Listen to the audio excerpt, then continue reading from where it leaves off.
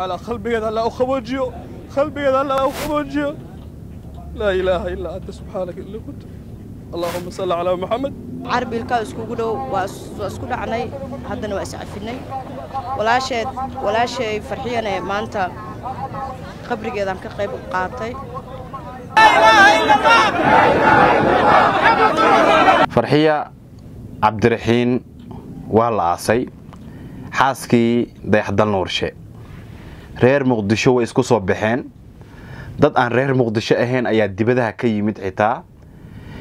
runtii waxa ka dhacay meesha wax ajiib ah oo amal tus ah qofka wanaagsan ee dunida ku wanaagsanna culimadu waxay yiraahdaan khayrka loo rajeynayo maalinka yawmal aakhira jannada iyo naarta ilaahay baa haya laakiin qofka saansaanta ahlu jannada leh ee khayrka leh waxa lagu gartaa janaasadiisa dadka soo qayb galaya جناسدي اللي قلت كذا ولاشين فرحية the boss lady فرحية عبد الرحيم رنتي وحا أي أهيد ميد كدونيت جناسوين اللي قلت كذا يدد بدن الصوماليات دا وضيال دا يحدل نور شمال معصب أيا أوب اللوضي هذا يريسي مع المعصب أيا أوب اللوضي فرحية الدنيا دا انتي أي كل هيد ويقاضتي فرحية waxay qaadatay waqtigeedii ilaahay ugu tala galay ee bariiskeeda uu ka qorna adduunka waa la dhimanayaa qof kasta wuu dhimanayaa qof saaxiibka markuu dhinto qof ehelkaaga markuu dhinto qof qoyskaaga kamid markuu dhinto ama uu xanuunsado xitaa dhimasho iska daa waa fariin adiga ku soo dhacaysa oo muujinaysa in arinta sida aad moodayso aysan ahayn daawadayaal dayax samir iimaan ayaan u rajeynaynaa qalbigiisa ilaaha uu qaboojiyo laakiin degnaan ayaa ka muuqatay ku qanacsanaanta qadarka eebe ayaana ka muuqday gabadhan inta aysan dhiman dayax maxamuud dayax dal nuurshe way u mahad celisay maalmeedii ugu dambeeyay ee nolosha waxay tiri waxa ii noqotay aabe waxa ii noqotay walaal xanuunkii aan soo maray waa ila qaybsatay meel la kama aadin naag kale kama guursan rag waxa jira marka xaaskooda ay xanuunsato naag kale ka raaca caruurtooda dayaca waa buux dumar iyaguna way jiraan ninkooda markuu xanuunsado nin kale ka raaca oo iska fura laakiin waxay ahaayeen lamaanayaal raali iska ah ilaahay raali ka noqdo anaga dhan ilaahay raali naga noqdee waxa gabadhaasi aan u rajeynaynaa jannadiisa inuu ilaahay geeyo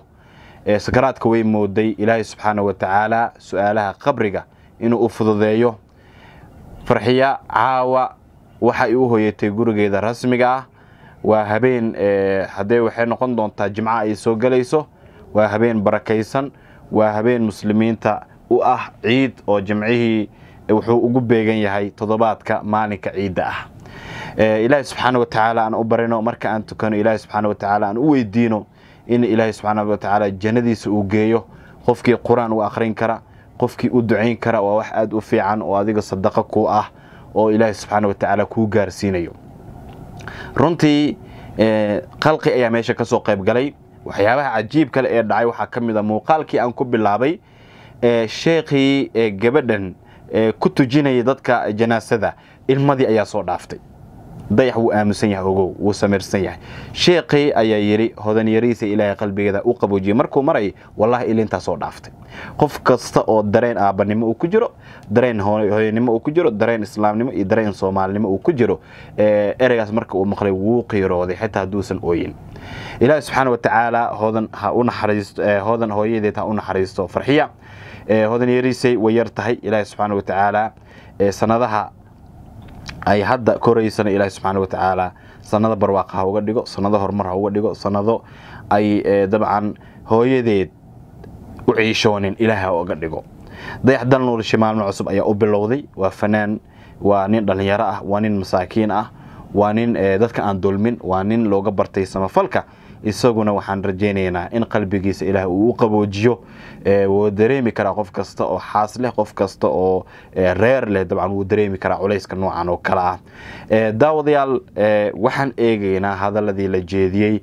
waxaa hadlay fanaaniin ayaa hadlay daawadayaal waxaa hadlay xildhibaano ka tirsan baarlamaanka Soomaaliya dhamaantoodna waxa ay si toos ah uga hadleen xaaladda markaasi taagneed waxa xusid mudan dadka hadlay waxa ku jirta gabar lagu magacaabo Hani Sharaf daawadayaal Hani Sharaf marbay isqabteen gabadhan hadda dhimatay laakiin waxay sheegtay inay is cafiyeen oo walaalo ay ahaayeen saaxiibo ay ahaayeen maantana ay qabrigeeda imaadisay ay marqaati uga noqoto ay ka soo qayb qaadatay aaskeeda Ilaahay subhanahu wa ta'ala iyaduna khayr haasiyo gabadhaasi aad baa baraha bulshada loogu hadalhayay laakiin arintooda in la dhameeyay ayay sheegtay waxa sidoo kale jira daawadayaal dad badan oo iyaguna arintan ka hadlay oo fanaaniin aan ahayn oo wariyaal aan ahayn oo aan ahayn abwaano oo ganacsato aan ahayn oo dad Soomaaliyeed ah oo dhalinyarada Muqdisho oo gobolada dalka qaarkood ka yimid si ay aaskan uga qayb galaan bal ila daawo xaaladda iyo sida ay ahayd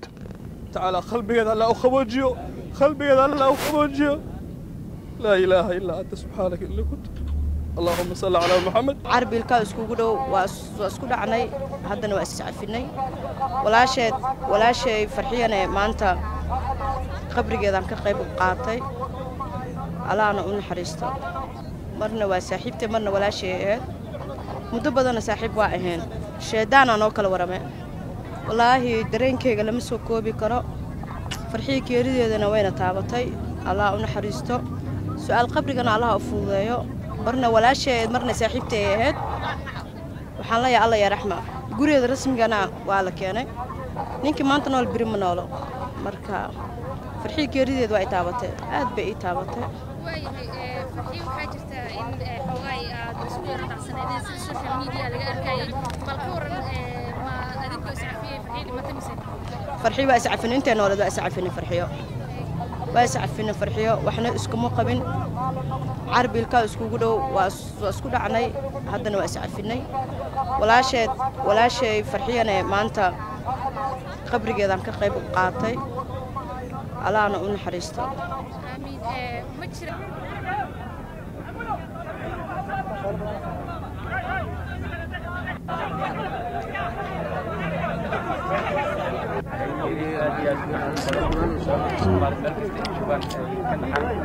سيجار waxaan uga tacsiideynaa dhamaan labada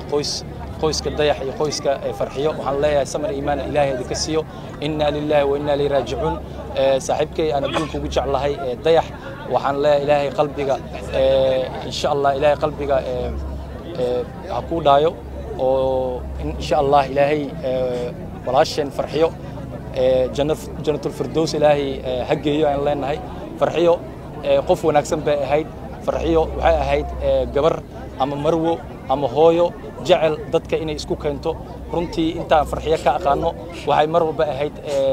waxay ku mutaysneed ama astaan ay u ahayd dad jecel maanta qabrigaas ay naga hooseysaa waxaan ummadda Soomaaliyeed meel walba ay joogaan leeyahay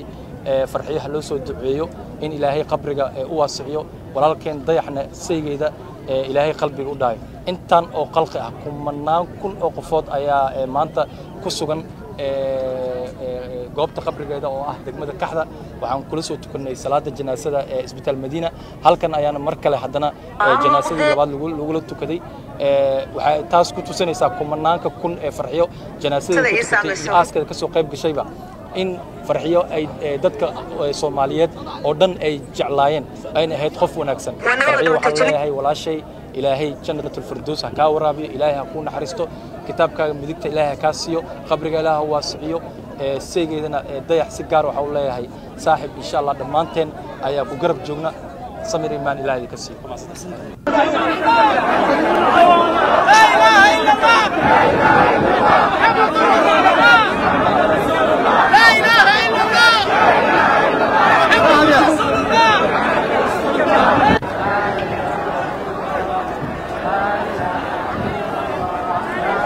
hoygeedii rasmiga ayaa loo galbiyay muddo hal habeen ay ku hoyatay Funjir qofkan ka hadlayo waa Allah u naxariistay waa marxuumad farxiya oo ahayd xaaska fanaanka weyn ee Soomaaliyeed ee Dayax Dal Nuurshe taasi oo shalay galinkii hore ku geeriyootay mid kamid ah isbitaalada gaarka loo leeyahay ee magaalada Muqdisho laba haween ay Muqdisho ku xanuunsanayd ugu dambeyn shalay ayay geeriyootay dadka Soomaaliyeed ayaa si weyn uga naxay geerida farxiya iyagoo sheegay in farxiya ay